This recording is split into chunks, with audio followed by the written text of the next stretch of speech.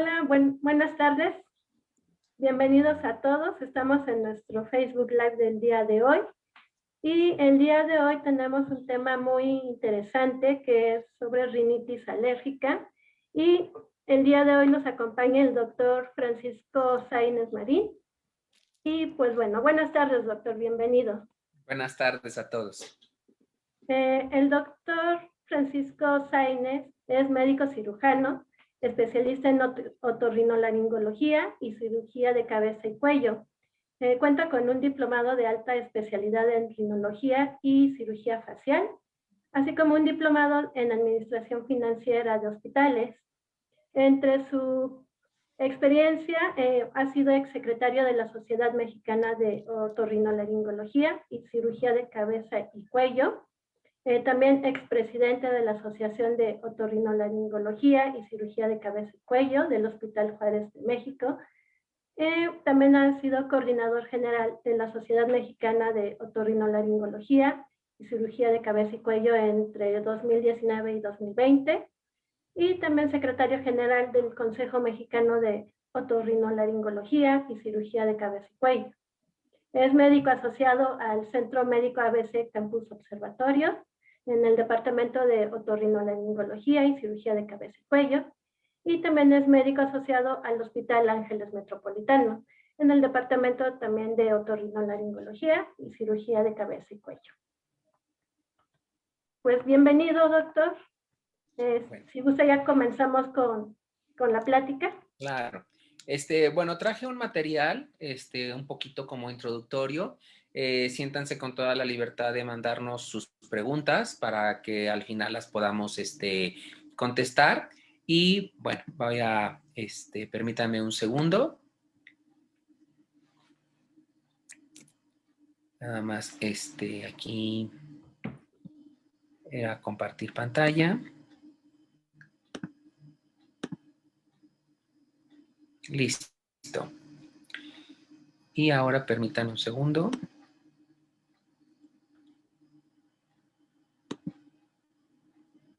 Listo. Pues bueno, vamos a hablar sobre esta enfermedad que se conoce como rinitis alérgica, aunque la rinitis alérgica forma parte de un grupo de enfermedades que en general denominamos como alergia. La alergia, permítanme un segundito. Ahí está. Las enfermedades alérgicas o las enfermedades atópicas son un conjunto de patologías que cursan con inflamación crónica, es decir, que dura por mucho tiempo, en varias partes del cuerpo y en cuyo origen encontramos pues componentes o varias partes del organismo del aparato inmunológico que van a interactuar.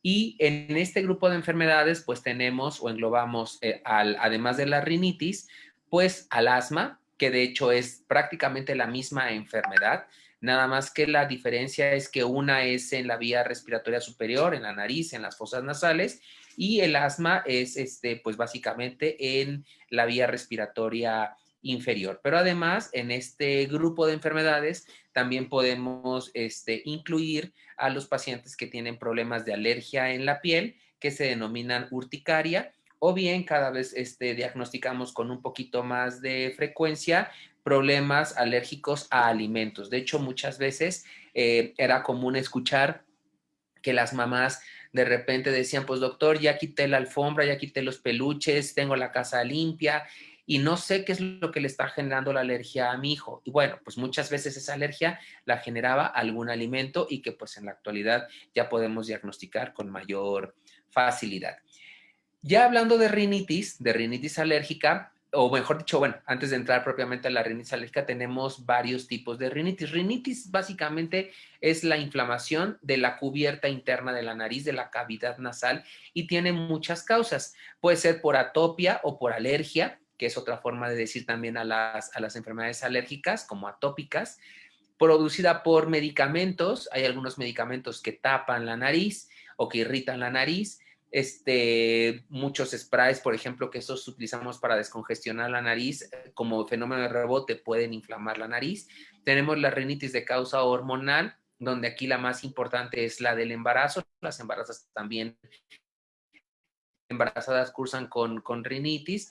Algunos procesos metabólicos como la diabetes, la insuficiencia renal, pueden cursar con rinitis. Por supuesto, las causas de tipo infeccioso, la gripa para acabar pronto, problemas inflamatorios y además también problemas anatómicos. Un tabique desviado pues nos puede condicionar problemas de inflamación en la nariz.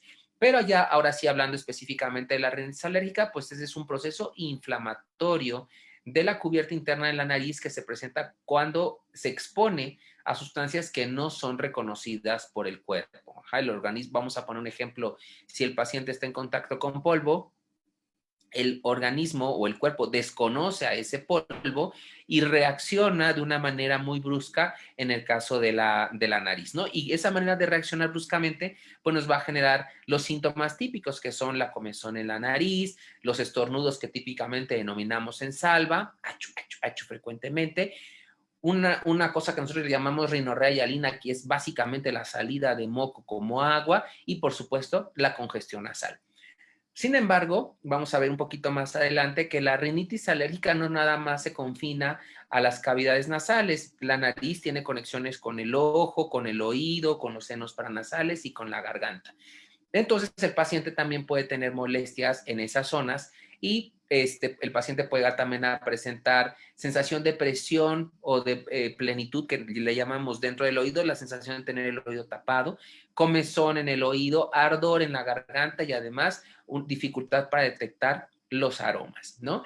Se sabe que la rinitis alérgica tiene cierto componente hereditario, generalmente, pues bueno, un individuo tiene 50% de información de la mamá, 50% de información del papá, así que donde uno de ellos sea alérgico, pues tendrá la descendencia el 50% de probabilidades de desarrollar problemas alérgicos. Ahora, lo que uno hereda es la capacidad para generar alergias, no necesariamente una alergia en específico. Ejemplo, vamos a suponer que papá o mamá es asmático y resulta ser que la descendencia, uno es alérgico a antibióticos, el otro tiene alergia en la piel, que es la urticaria, y el otro a lo mejor lo que tiene es rinitis alérgica, no tiene forzosamente asma.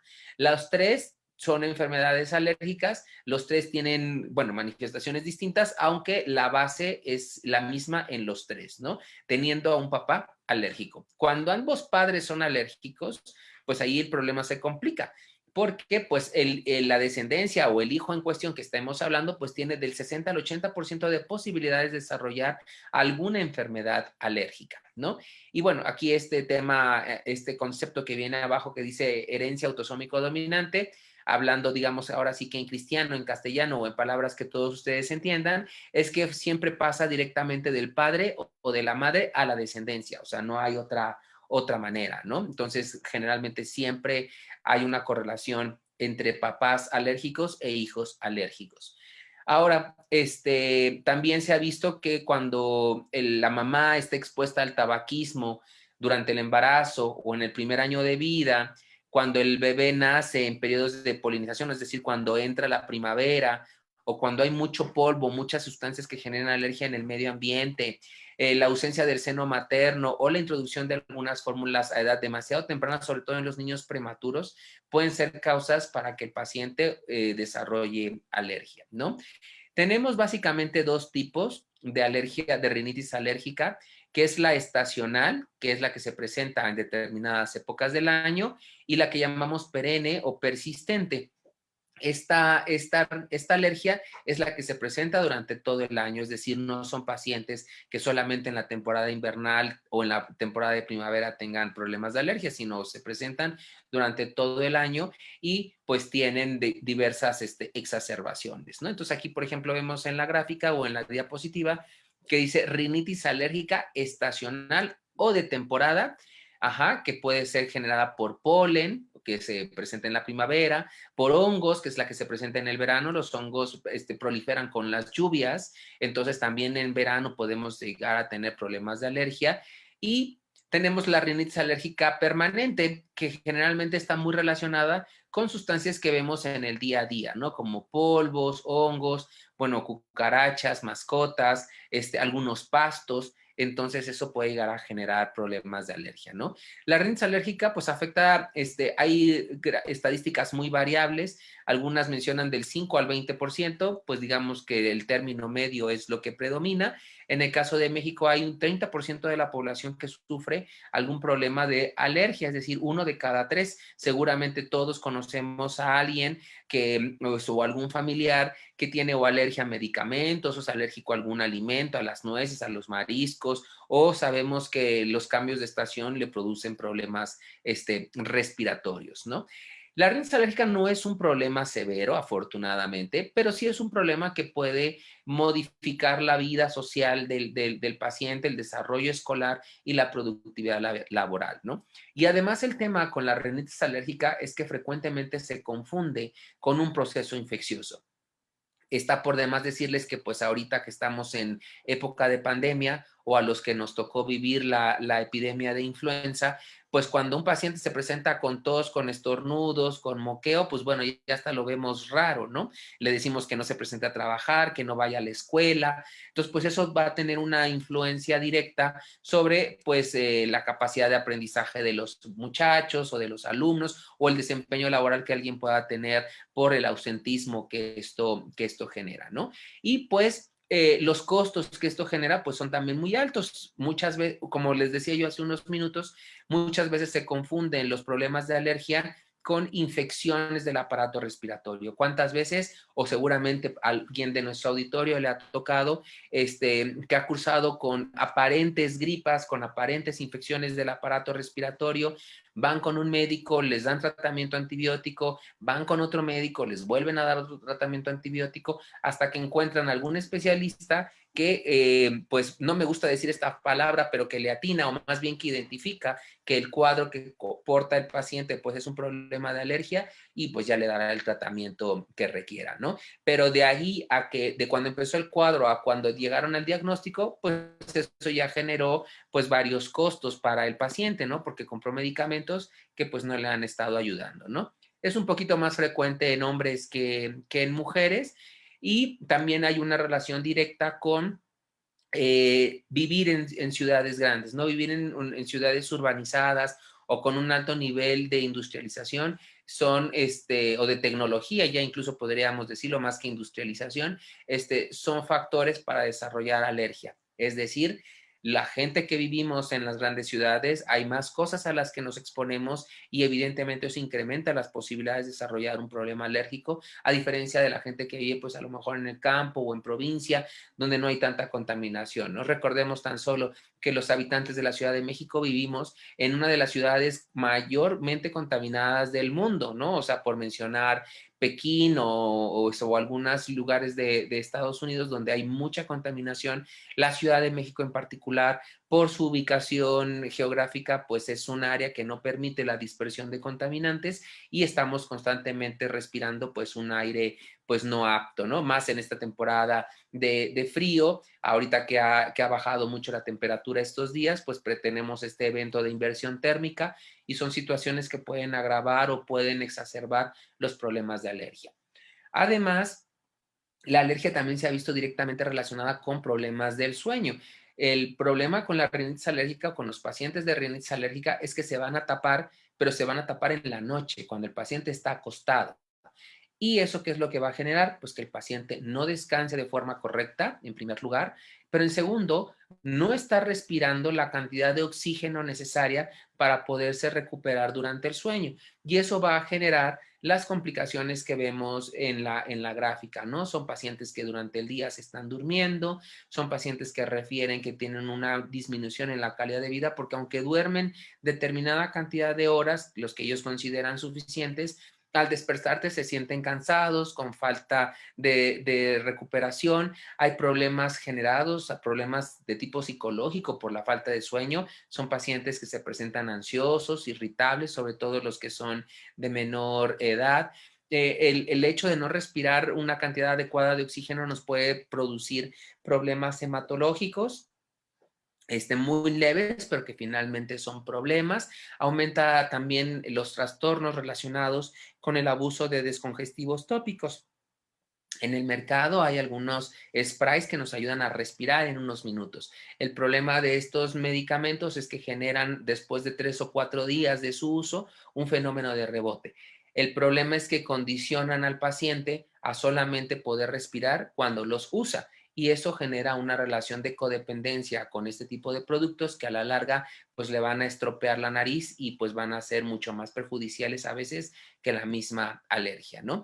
En el caso de los niños, los pacientes que no respiran bien y que no descansan bien, pues eso se ve reflejado directamente en sus procesos de aprendizaje, de comportamiento o de atención en las escuelas, con una repercusión directamente en su capacidad de aprendizaje, ¿no?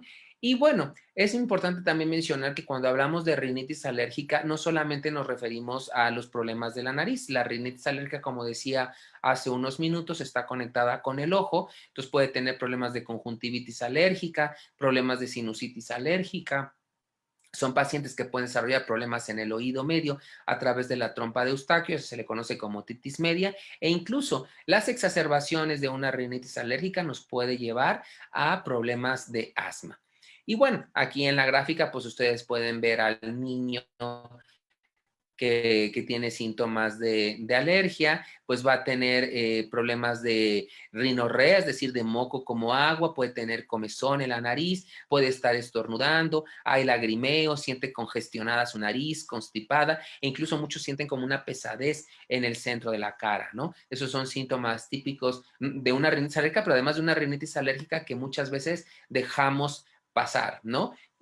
Aquí en la gráfica, pues lo que ustedes están viendo es otros síntomas. El paciente se presenta con el ojo rojo, normalmente refieren que constantemente están pasando secreción hacia atrás y pueden tener la sensación también del oído tapado, ¿no? Aquí, por ejemplo, vemos unas fotos donde vemos como el paciente está lagrimeando, y también dentro de la nariz hay unas estructuras que se llaman cornetes. Esos cornetes también se pueden inflamar, y en el caso de los niños muy pequeños incluso se pueden ver nada más con levantar la punta de la nariz, ¿no? Y esos cornetes cuando crecen, pues bloquean el paso de aire. Vean aquí, por ejemplo, la fosa nasal es esta circunferencia, y vean cómo casi la mitad de la circunferencia está ocupada por estas bolitas rojas que son los cornetes, ¿no? Que puede ser secundario a alergia. Son pacientes que tienden a ser respiradores orales, o sea, todo el tiempo tienen la boca abierta o se están rascando constantemente la nariz o haciendo muecas con la cara por la comezón. Entonces, hay una gran serie de síntomas que hay que considerar para poder llegar al diagnóstico, ¿no? Y aquí tenemos algunas fotos de lo que vemos cuando llegan a la consulta. Digo, yo sé que ustedes no son médicos, pero muchas veces esta foto la puse para ejemplificar que muchos pacientes con alergia no llegan directamente por problemas en la nariz, sino pueden llegar por otras molestias, ¿no? Aquí, por ejemplo, vemos este niño que tiene su cachetito rojo porque tiene ahí un problema de urticaria en su cachetito, y generalmente cuando uno empieza a interrogar al paciente encuentra que también hay datos en la nariz, ¿no? Generalmente las mamás refieren que todo el tiempo están alérgicas, están con gripa, ni siquiera dicen que tienen alergia, que tienen gripa, que apenas lo sacan a la calle o le da tantito el aire y que ya se volvió a enfermar. Esa generalmente es una frase que tienen mucho las mamis, ¿no? Aquí lo que estamos viendo son fotos del oído, pero esta foto es una foto de la garganta, y vean cómo tiene esta zona toda roja que es producida por la alergia, pero esta foto es muy importante y por eso la puse, porque muchas veces los cuadros de alergia se confunden con problemas infecciosos. Si el médico que los está atendiendo no tiene en mente la posibilidad de que tenga una alergia, pues cuando vea esta imagen y además le refiere al paciente que tiene congestión en la nariz, que tiene tos, que tiene ardor en la garganta, pues va a decir, esto es una infección. Y ahí es donde empiezan los problemas, cuando no identificamos correctamente lo que tiene el paciente y lo confundimos con algún problema infeccioso. Y pues bueno, ya vamos a terminar esta presentación para dar cabida a las preguntas, pero sí es importante decir, bueno, ok, ya me explicó qué es la rinitis alérgica, ya me dijo cómo la detectamos, pero ¿qué es lo que vamos a hacer? Bueno, en primer lugar, lo más importante es el control. Lo que genera la alergia es exponerse a algo que no sabe, que muchas veces ya lo identificamos y nos seguimos exponiendo, ¿no? O sea, por ejemplo, si sabemos que somos alérgicos al gato o al perro, pues bueno, será necesario pues vivir sin mascotas porque eso nos va a condicionar pues un problema respiratorio, ¿no? Evitar alergenos, sobre todo los alergenos, muchas veces tenemos al enemigo muy cerca, tan cerca que dormimos con él. Es decir, hay que ver sobre todo en la habitación donde dormimos si no hay polvo, cobijas que generen pelusa, si no hay tapetes, porque eso generalmente nos va a generar alergia. A veces, por ejemplo, pasa, uno podría imaginar que es muy bonito vivir frente a un parque, pero resulta ser que si ese paciente es alérgico, pues cada día, cada que abra la ventana, pues va a entrar hojas, pólenes, pastos, y pues eso se va a volver una pesadilla para el paciente. Entonces, cuando sea posible, pues incluso considerar el cambio de domicilio o cambiar estas cuestiones que están dentro de la casa para poder respirar. Tenemos también muchos medicamentos. Aquí sí quisiera solamente, más que mencionarles algún producto, sí mencionarles que es importante que no se automediquen. El problema con las alergias es que como es muy parecida a una infección viral, pretendemos cortarla con un producto que conseguimos de venta libre en las farmacias. Si a pesar de que compramos nuestro producto maravilloso, seguimos teniendo esos cuadros de gripa, lo más probable es que sea un problema alérgico, entonces hay que buscar ayuda con el especialista, ¿no? Existe también la parte de las vacunas. Seguramente habrá alguien oído hablar que las alergias se controlan con vacunas. Es correcto. Un porcentaje de los pacientes con alergia pues, se van a recuperar con vacunas, con inmunoterapia. Para eso, pues es necesario acudir con el colega alergólogo para que haga las pruebas convenientes. Él determine a qué son alérgicos y en función de eso, pues él les va a elaborar la vacuna que sea necesaria en cada caso, ¿no?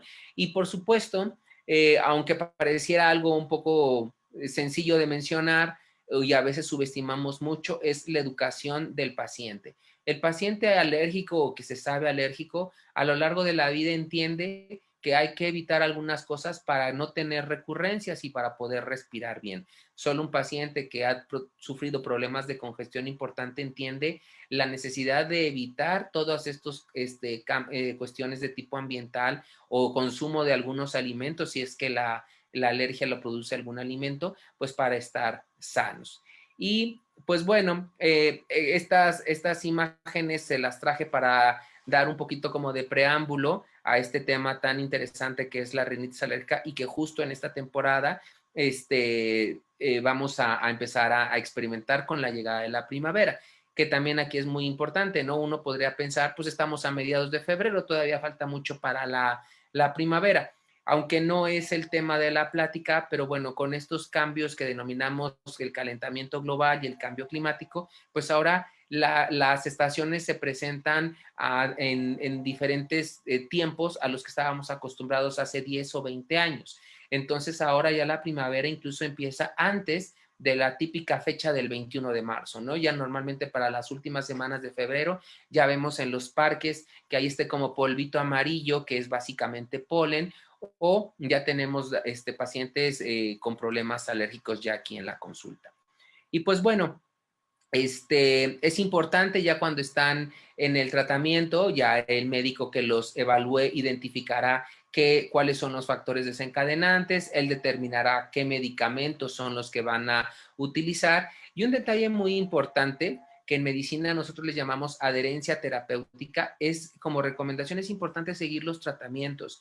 Desafortunadamente los tratamientos de alergia o de rinitis alérgica no son rápidos, no son tratamientos de 5 días o de una semana, son tratamientos que a veces pueden llevar algunos incluso hasta un par de meses de tratamiento para que podamos controlar al paciente y que realmente podamos decir que se ha controlado y que esté estable. De una vez les comento, esos tratamientos de 5 días, o si ustedes piensan que es un tratamiento muy largo y no lo van a seguir, pues es importante que lo consideren porque pues van a hacer un gasto y si no se van a adherir al tratamiento, pues no tendría como mucho caso seguirlo, ¿no?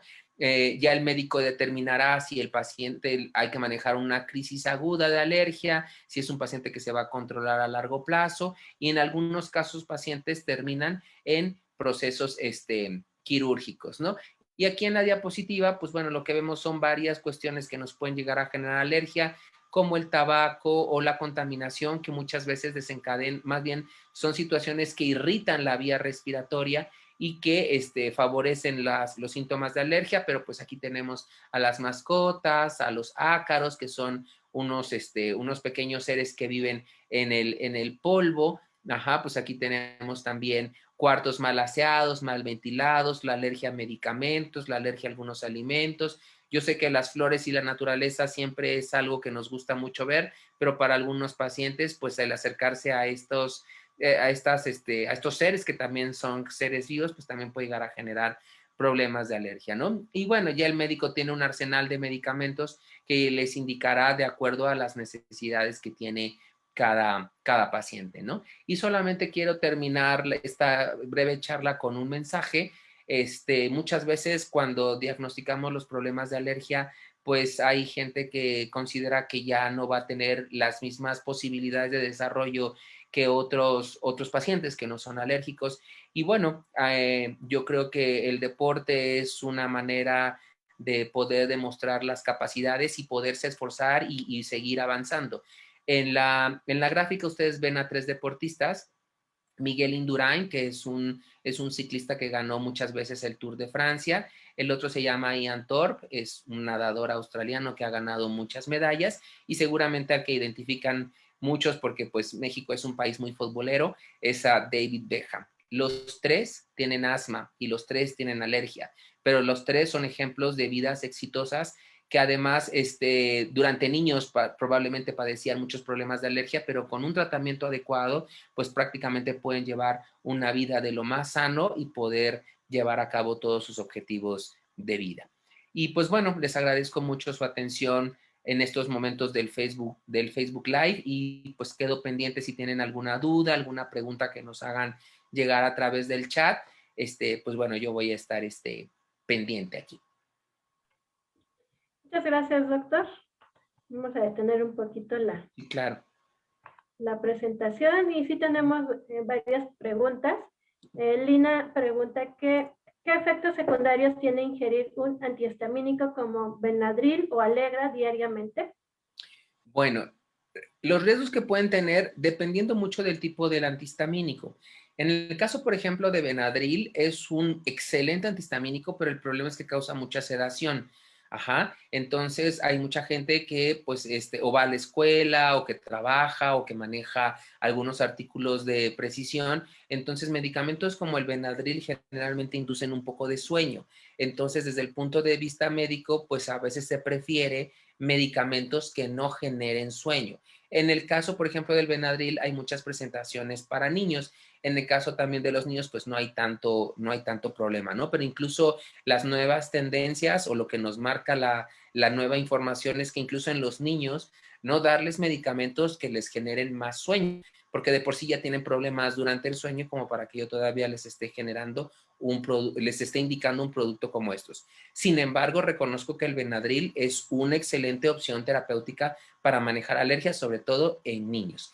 En el caso de la fexofenadina, que es el Allegra, hay pacientes, como por ejemplo los pacientes asmáticos o los pacientes con urticaria, que requieren tomar por varias semanas, incluso por 3 o 4 meses, manejo con antihistamínicos. Hay que tomarse una tableta diaria para que puedan estar controlados. Entonces, no está mal si la indicación médica así lo justifica.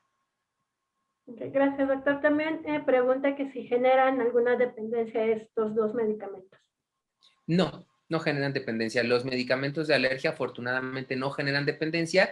Sin embargo, lo que sí pasa es que el organismo se puede llegar a acostumbrar al producto. Entonces, en las guías de manejo para este tipo de problemas como la rinitis alérgica, se sugiere rotar el antihistamínico cada determinado tiempo. Cada determinado tiempo son cada 2 o 3 meses. Se sugiere cambiar de antihistamínico y para que se siga teniendo el efecto terapéutico o el efecto medicamentoso del producto, y una vez que el cuerpo descansó de determinado antihistamínico, lo puede volver a repetir en el futuro. Pero sí es importante darle como sus espacios de descanso al organismo para que no se acostumbre al producto y pueda seguir siendo efectivo.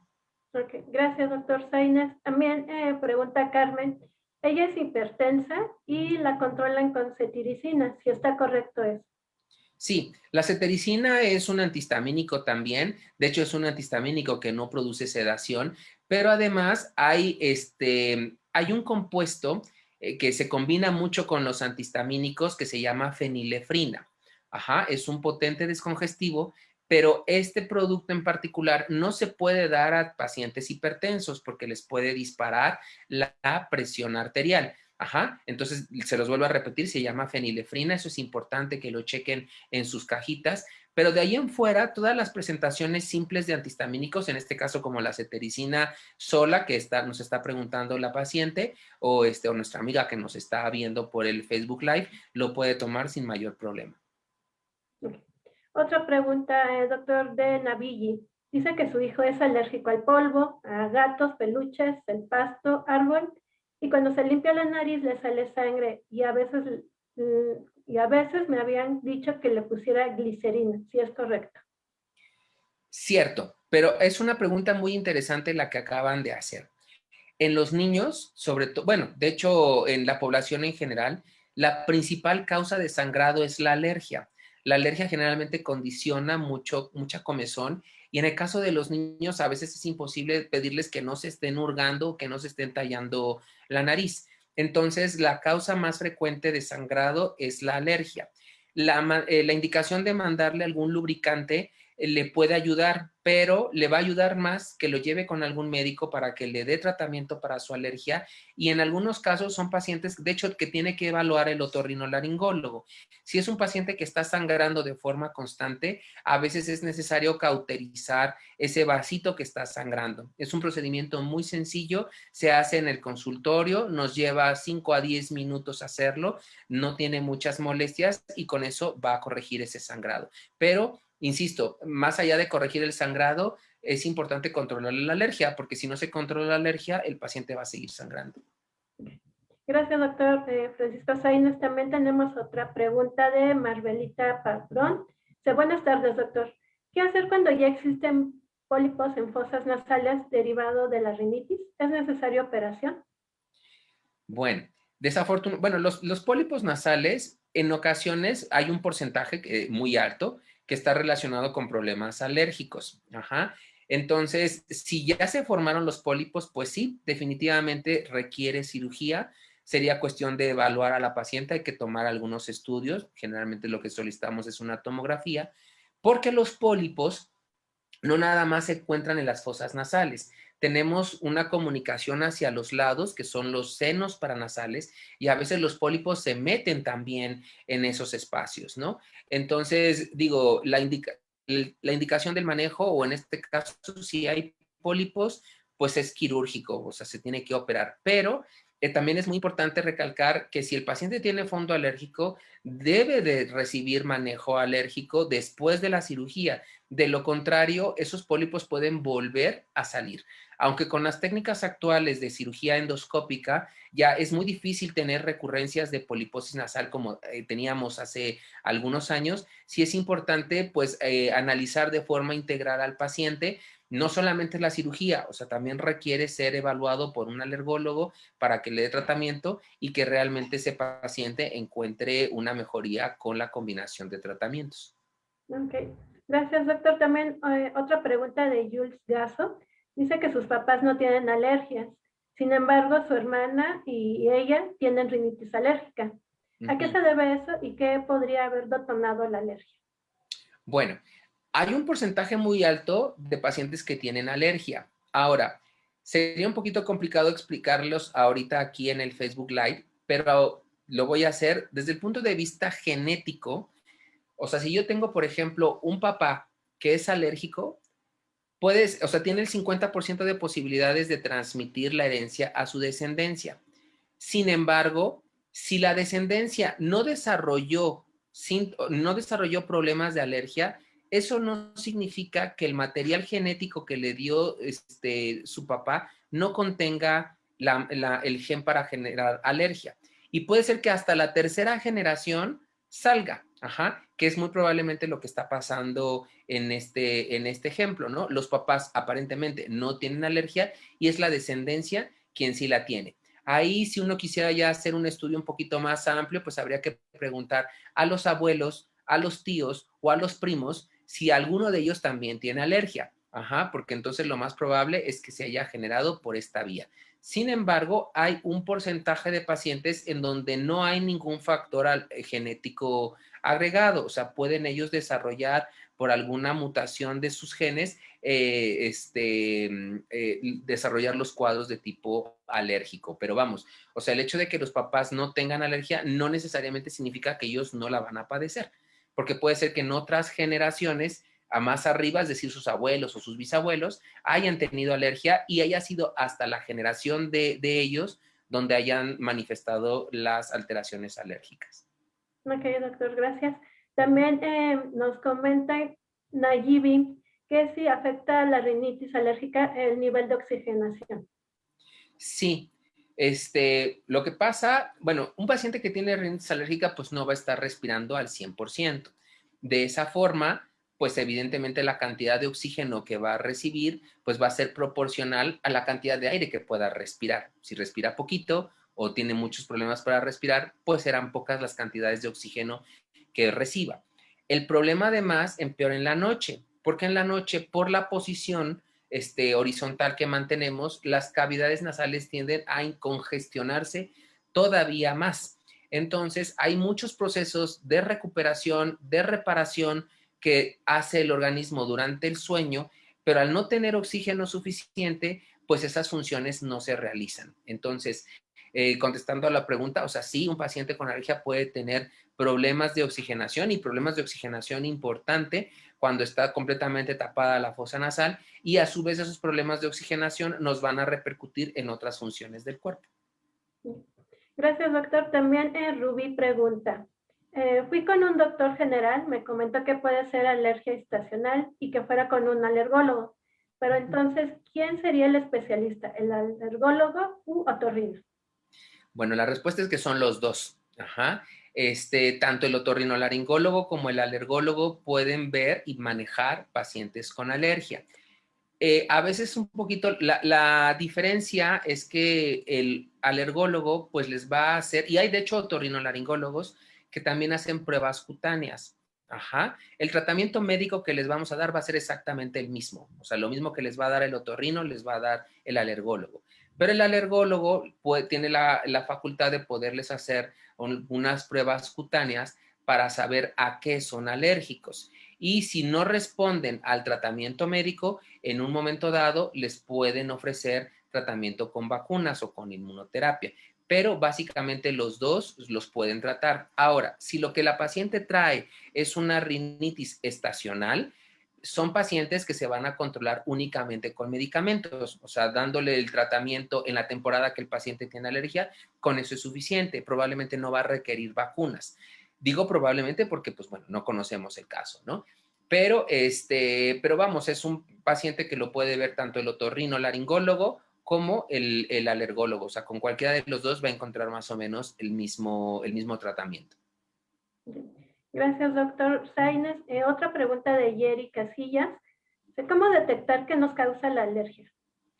Precisamente para eso son importantes las pruebas de alergia. Las pruebas de alergia se pueden hacer en piel o se pueden hacer en sangre.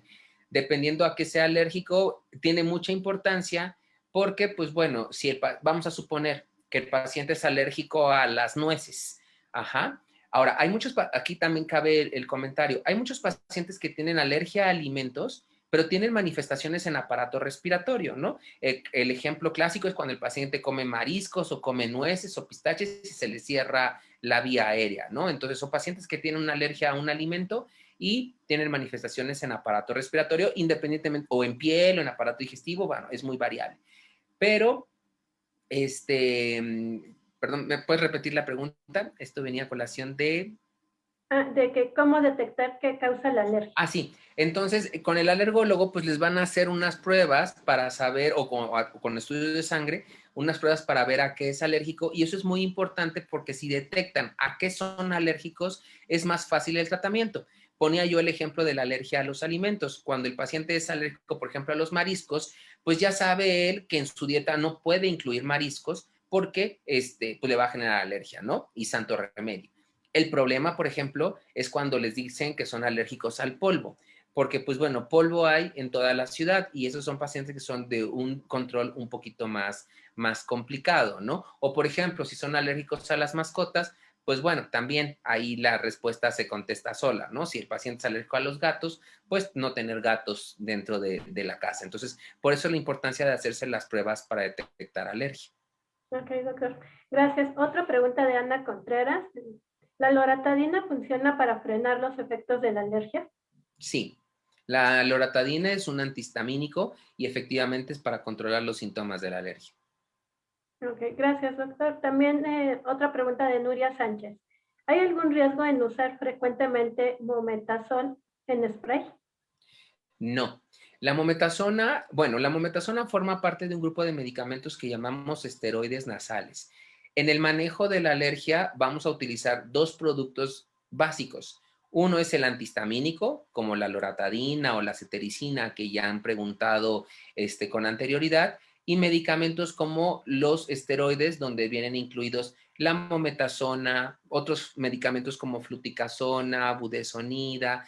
Son sprays que nos ayudan a controlar la alergia dentro de la nariz. Ajá, nos ayudan a descongestionarla y ayudan a que el paciente tenga un mejor control de sus síntomas nasales por la alergia. Habitualmente, el manejo de los pacientes con rinitis alérgica siempre incluye los dos productos, sobre todo al inicio, el antihistamínico y el spray. A veces, ya cuando el paciente está controlado, ya no tiene síntomas, decidimos dejar el spray por tiempos muy prolongados, a veces por 2 o 3 meses para controlar de forma efectiva la alergia. El medicamento no tiene ningún riesgo, de hecho son medicamentos que se pueden utilizar hasta por un año de forma ininterrumpida. A diferencia, por ejemplo, de los antihistamínicos, que si hay que rotarlos, hay esteroides como la mometasona que tiene mucho tiempo en el mercado, son medicamentos muy seguros y que podemos administrarlo, por ejemplo, en un paciente que tiene pólipos y no se puede operar, por ejemplo, o en un paciente que tiene exacerbaciones constantemente, o por ejemplo, un paciente que, regresamos al ejemplo del paciente que vivía frente al parque, pues a lo mejor no se puede cambiar de un día para otro, pero si él utiliza su spray de mometasona por un largo tiempo, lo más probable es que aunque tenga el parque y esté todo floreando, pues no tenga ningún problema para poder respirar. Ok, doctor Sainz. También Jorge Eduardo Solórzano pregunta, ¿el practicar algún deporte hace que disminuya las crisis de rinitis? Sí. Bueno, ¿qué es lo que pasa con el deporte? Cuando hacemos cualquier forma de actividad física, genera que nosotros liberemos adrenalina. Ajá. Cuando corremos, cuando hacemos pesas, cuando nadamos. Y la adrenalina es un potente descongestivo. Entonces, hay muchos pacientes que refieren que cuando están haciendo ejercicio, hablando específicamente de rinitis alérgica, hay muchos pacientes que cuando hacen ejercicio se sienten que se descongestionan y sienten que respiran muy bien, pero al paso de unas horas después de hacer ejercicio, pues se vuelven a congestionar. Pero, pues bueno, la pregunta era si hacer ejercicio sirve para la rinitis alérgica. Bueno, sí sirve en general, no más para la rinitis alérgica, sirve para muchas otras cosas. Pero lo que pasa es este fenómeno, que cuando hacemos ejercicio liberamos adrenalina y la adrenalina nos ayuda a descongestionarnos. Ok, doctor, muchas gracias. También pregunta, ¿qué tipo de alimentación puede ayudar a controlar la rinitis alérgica? Mira, esta pregunta de la alimentación luego en ocasiones me hacen los papás, porque luego a veces vienen, las alergias a alimentos, las más frecuentes son a lácteos, a huevo y a frutos secos, ¿no? Pistaches, nueces, almendras, al chocolate, por ejemplo. Entonces, muchas veces me toca ver pacientes que ya les restringieron casi todo el supermercado y no tienen muchas opciones para comer. En esos casos, lo que sugerimos que pueden hacer, más que darles una dieta prohibitiva, es que se hagan las pruebas de alergia. Ajá, porque puede ser que a lo mejor el paciente puede consumir muchos alimentos y nosotros lo estamos privando de consumir determinados productos que pueden ser importantes para el desarrollo y el crecimiento. Ahora, también aquí siempre entramos mucho en controversia con los alergólogos y con los pediatras, porque pues bueno, en ciudades tan industrializadas como las nuestras, a veces ya se está estimulando que se inicie la lactación, es decir, que se introduzcan alimentos sólidos en la dieta del bebé a edades muy tempranas. Sin embargo, por ejemplo, los alergólogos dicen o argumentan que a esa edad el sistema inmunológico, bueno, no nada más ellos, ¿no? Está demostrado que el sistema inmunológico adquiere su madurez después del segundo o tercer año de vida. Entonces, el estar administrando alimentos y además prohibiendo el seno materno, que esa es la otra, o sea, quitan el seno materno e introducen alimentos sólidos antes de tiempo. Consideran que es un factor para desarrollar alergias. Entonces, mi respuesta, hablando yo de forma particular, es antes que prohibir algún alimento, realizar una prueba para detección de alergia a alimentos y ver si realmente vale la pena prohibirle algunos alimentos al paciente. Okay. Sin embargo, como mencioné, en la estadística o en la generalidad, hasta si yo tomo a 100 pacientes que son alérgicos a alimentos, los más frecuentes que yo voy a encontrar, pues son alérgicos a la leche de vaca, a la proteína del huevo, a las proteínas que vienen en los frutos secos y al chocolate. Por eso habitualmente quitamos esos alimentos. Ah, y además a los colorantes. Ajá, luego a veces, no quiero decir marcas comerciales, pero bueno, todos los pastelitos que vienen coloreados o esas agüitas que les mandamos a los niños para el recreo, tienen muchos colorantes que también desencadenan muchas alergias, ¿no? Entonces, como recomendación está bien, pero ya como para seguirlo de una forma mucho más estricta, lo ideal sería que se hicieran una prueba de alergia a alimentos. Ok, doctor, gracias. También Rosy Carreto comenta, para rinitis alérgica, ¿qué tan efectiva es la prednisona? Lleva meses tomándola y ya no le hace ningún efecto. ¿Tendría que cambiar de medicamento? Bueno, aquí quiero pensar, no sé si la pregunta estuvo bien elaborada, la prednisona no se manda para pacientes con rinitis alérgica. Hay un producto en el mercado que es la metilprednisolona, que se utiliza mucho en niños, sobre todo cuando tienen problemas severos, sobre todo de asma y o combinados con rinitis alérgica. Ajá. Pero son medicamentos que se utilizan para manejar una crisis. No es un medicamento que se utilice a largo plazo porque pues no le va a generar más, o sea, hay otros productos que le pueden generar un mayor beneficio a largo plazo, ¿no? Entonces, en esta pregunta en particular, habría que ver en qué contexto le dieron este producto al paciente, pero definitivamente no es un medicamento que puedan utilizar a largo plazo. Ok, doctor, gracias. También otra pregunta de Vicky. ¿Con la edad pueden disminuir las adenoides grandes? Perdón, otra vez, ¿me repites la pregunta? Sí, ¿con la edad pueden disminuir las adenoides grandes? Ah, las adenoides, bueno, seguramente todo el mundo conoce las anginas, las que tenemos en la garganta, ¿no? Que son muy frecuentes cuando somos pequeños. Las anginas tienen una función protectora, sobre todo los primeros 5 años de vida. Después de los 5 años ya hay otras partes del cuerpo como la médula ósea, el vaso o el hígado que producen una mayor cantidad de defensas que la que llegan a producir las anginas. Y esto es muy importante porque muchas veces, además de las anginas que tenemos en la garganta, hay unas anginas que crecen atrás de la nariz. No se ven a la exploración física y se denominan adenoides. Tanto las adenoides como las anginas tienen un ciclo y normalmente después de los 5 años empiezan a disminuir de tamaño. Ajá. Entonces, lo normal es que después de los 5 años ya o no tengan anginas o que tengan ya un tamaño muy pequeñito. Si después de los 5 años persisten las adenoides grandes, es importante visitar al otorrinolaringólogo y lo más probable es que requiera manejo quirúrgico, o sea, quitarle las adenoides. ¿Por qué? Porque las adenoides, además de que no le dejan respirar al paciente, van a condicionar que ese paciente esté todo el tiempo respirando con la boca abierta. Y a eso se le llama respiración oral. En un niño que está en fase de crecimiento, el hecho de que respire con la boca abierta todo el tiempo le va a generar que todo el tercio medio y el tercio inferior de la cara crezcan mal. Ajá, entonces son pacientes que tienen un paladar alto, que tienen la mordida cruzada, los dientes chuecos y una disminución en el mentón. Entonces, lo que se ha visto es que esos niños que tienen adenoides grandes y no se operan o no se corrige ese problema respiratorio, van a crecer, además de respirando mal, con no malformaciones, pero sí con alteraciones en el desarrollo tanto del tercio medio como del tercio inferior, ¿no? Son pacientes que tienen los pómulos planos, el mentón metido, el labio caído y todo el tiempo están con la boca abierta. Okay. Entonces, sí es importante que si tienen a un familiar con adenoides grandes, pues lo traigan con el otorrinolaringólogo. Ok, doctor. También otra pregunta de Betty Novoa dice, ya casi no salgo, pero cuando lo hago y tengo que usar cubrebocas por horas, aproximadamente unas 3 horas seguidas, le provoca alergia. Siente tapada la nariz y aunque no tenga nada y persiste con dolor de cabeza, ¿por qué le podría suceder? Bueno, desafortunadamente, pues con esto de la pandemia, pues una medida vital o básica para poder movernos es el uso de cubrebocas, ¿no? Y además lo vamos a tener que usar por mucho tiempo. Sin embargo, dependiendo del material del que sea el cubrebocas, algunos llegan a eliminar algunas pequeñas fibras que pueden generar alergia, ¿no?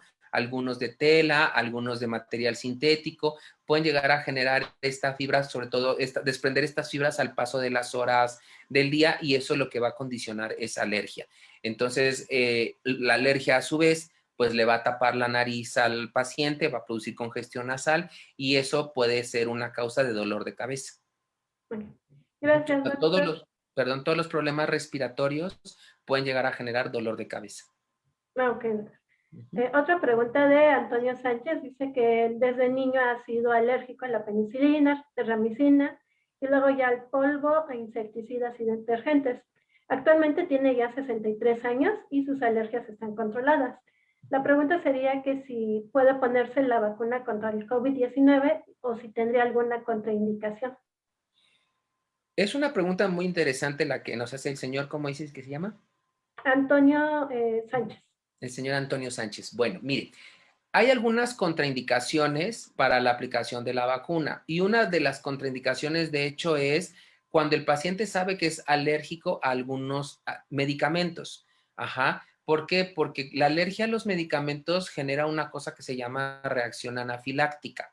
Entonces, cuando el paciente tiene ¿cómo se llama? Alergia, cuando tiene un evento reciente de alergia a antibióticos, se sugiere no poner la vacuna. Ahora, si el paciente ahorita está controlado, es importante, o sea, sí se puede vacunar, pero es importante que avise en el momento que le apliquen la vacuna que él tiene esos antecedentes alérgicos. Lo que va a pasar es que le van a pedir que por favor, una vez que se ponga la vacuna, se quede más o menos unos 30 minutos o una hora cerca del puesto de vacunación, nada más para ver que no genere ningún problema alérgico.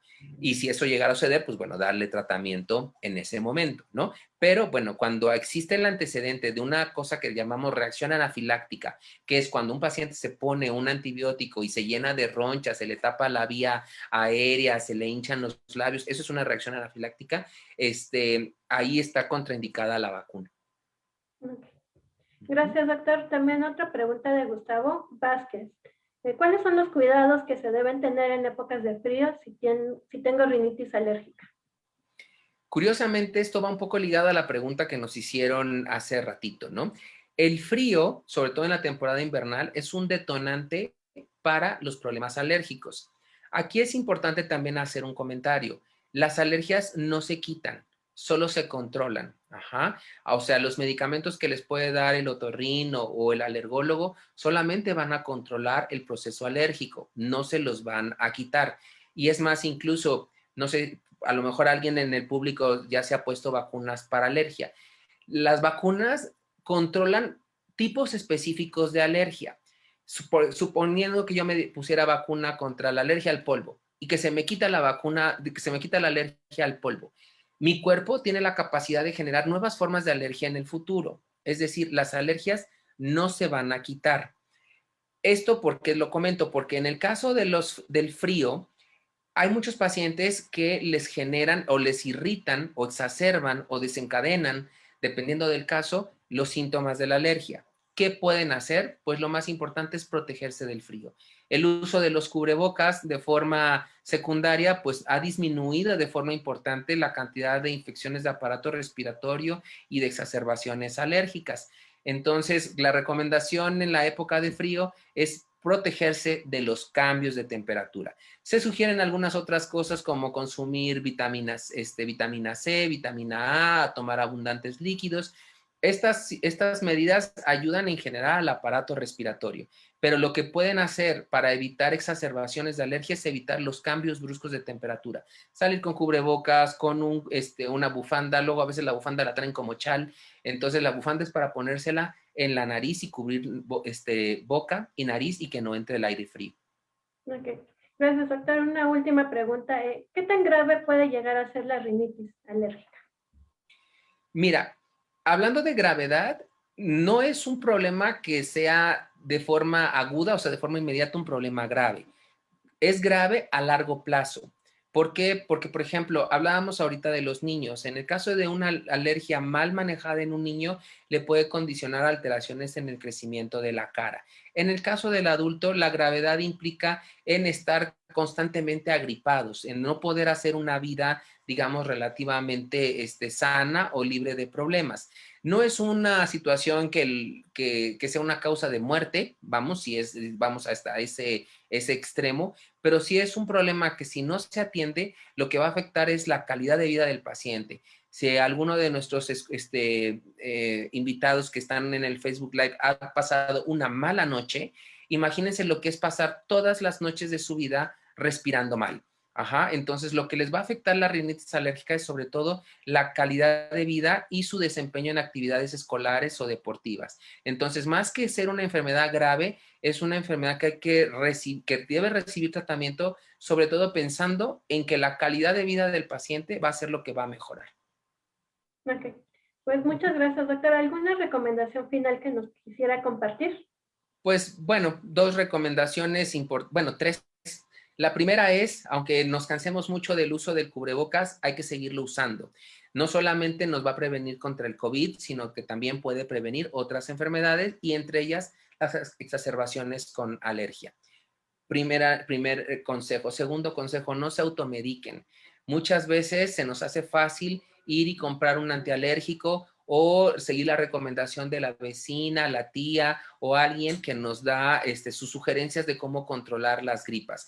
Si son gripas aparentemente que son muy frecuentes, los invito a que no se automediquen y que busquen la consulta con un especialista.